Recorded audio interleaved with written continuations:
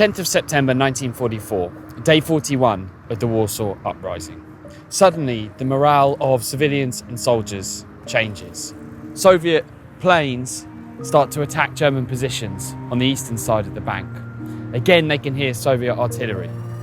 Finally, could it be true that the Russians are coming? Colonel Felician Mayorkiewicz reports that everything changes when the feeling that the Soviets could finally appear and cross this river and come to the aid of the Polish armed fighters. On the 9th, over 10,000 civilians decided to leave the Home Army positions and surrender to the Germans. On the 10th, just under 1,000, and by the 11th, just a few dozen. The Poles are going to fight. They're going to fight on because they believe they can still be saved. Added to which, this night, 20 Allied bombers take off to drop supplies to the beleaguered Polish fighters. 5 of them are Polish, 12 of them are British, and 3 of them are South African.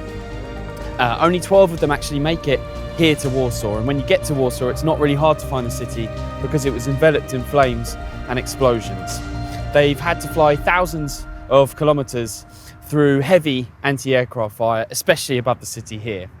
When they drop their loads and then return to base, they're having to fly through a special squadron of night fighters that specialises in picking off bombers that are damaged and the pilots are tired.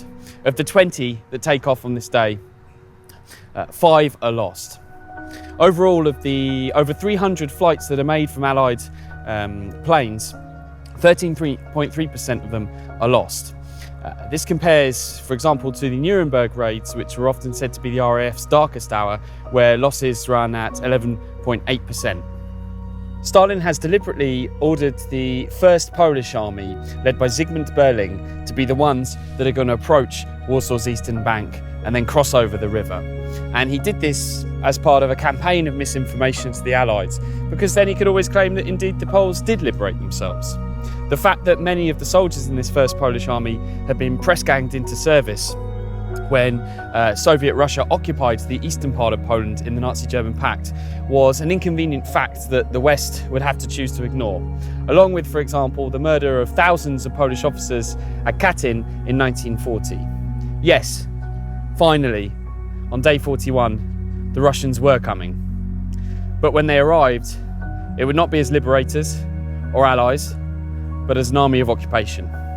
Thank you very much for watching this episode of 63 Days of Extraordinary Courage. Please tune in to tomorrow's episode at 5 p.m. Warsaw time, 11 a.m. Eastern Standard Time, and don't forget to search for other episodes using the hashtag 63days.